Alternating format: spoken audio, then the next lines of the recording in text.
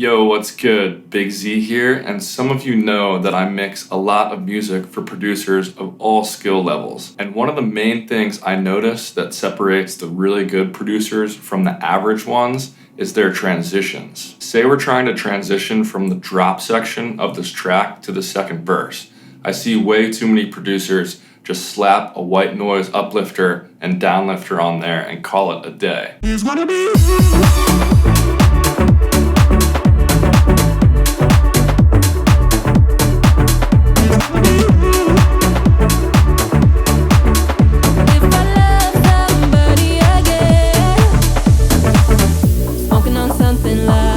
But I'm going to show you some ideas you can use to make your transition sound a lot more professional like this.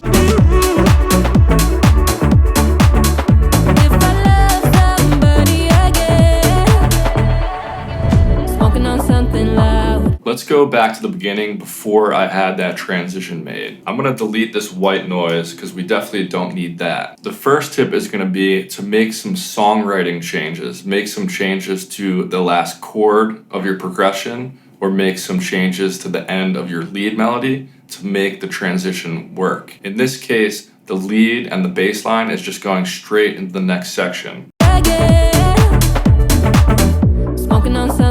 There's no resolution to that melody there. So I think I want to end the melody on the root note. So let me just solo all of the melodic elements in this part.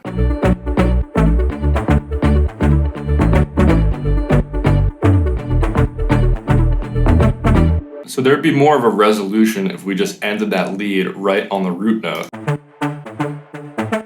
which is D right here. So I can just delete these last few notes actually. And then we can have a gap at the end where we can do some other stuff to fill that in. So I also want the bass line to stop exactly where the lead did. So let's go into the bass line MIDI right here. I'm just gonna stop it at the same part.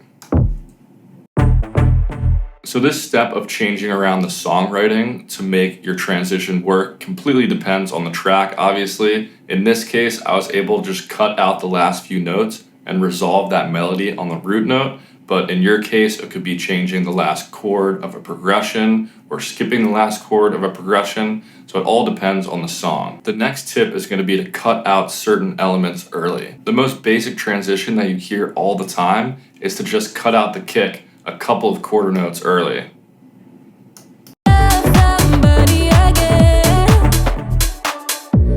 But we can take it a step farther than that and cut out some of these other elements when the melody stops. Now I've pretty much cut out everything in that section because I have a specific vision of what I think this transition should sound like, and I'm going to fill that space with some other effects. But to visualize this, we can look at this example which represents the different elements of a song. And this would be a terrible transition right here because everything just keeps playing. It's almost always going to sound better when you pick and choose certain elements to cut out early. You can also experiment with starting certain elements later when the next section starts. So a better transition will end up looking more like this than this. Now that we have the basic framework for the transition, we can start having some fun with it. So tip number 3 is to add delay and reverb automation to certain elements. Let's take the lead sound right here and add some ping pong delay to it. So I have some ping pong delay in a bus. So now what we can do is go in and automate the level of the send track that's sending to that ping pong delay. And we can just have the delay build up throughout the end of that transition.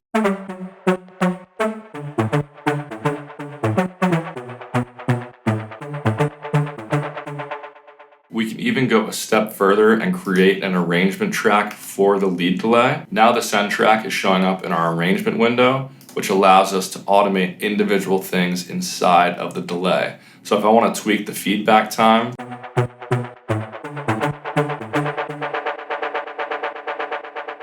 then I can do that. So I'm going to automate the feedback time a little bit here.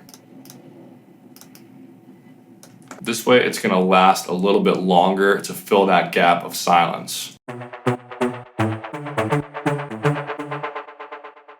And And to make the transition even smoother, I'm gonna add some reverb automation. So you can do this with any reverb plugin, but the Endless Smile plugin just makes this way too easy. So I'm just gonna go to one of the reverb presets and mess around with the level of it in the automation here.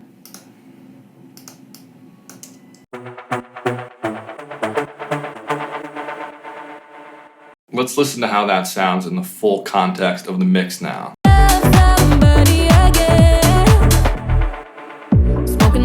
So that space is obviously sounding kind of empty still, so I think we can add a delay throw to that vocal.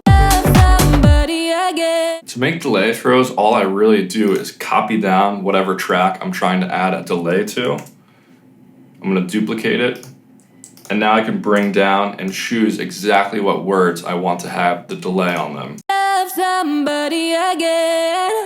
So I think I just want it to be on again.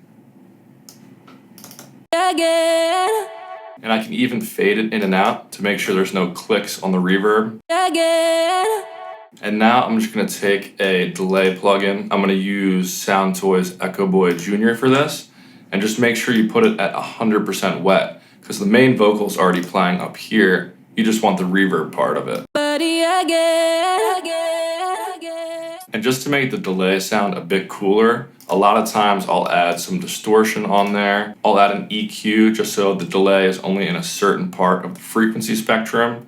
And I'll also add more reverb to give that delay more space. Smoking on something loud. Now let's check how this full transition is sounding. Smoking on something loud. The next tip is going to be to add some filter automation to certain sounds. So for this track, I could either open up the cutoff filter of the lead sound, just to give that some more movement, or I could also do something like filter down the drums into the transition.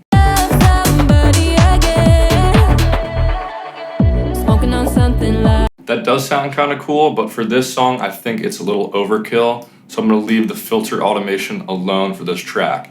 But it is a great way to make your transition sound smoother. Now the final tip is going to be to add effects, but for emphasis only.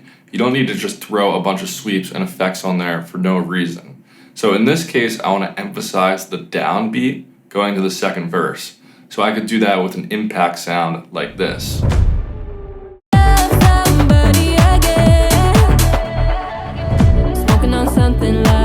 But notice how I didn't need to add a bunch of sweeps to make this transition work. Effects can sound really cheesy if you overuse them. Like back in 2012, that's when producers used a bunch of white noise sweeps on every transition, but it's 2021 now, and there are a lot cooler ways to make your transitions work. Anyway, here's a list of the tips in case you want an easier way to remember them. But thanks for watching this video. I hope you guys enjoyed it, and I'll catch you next time. Peace.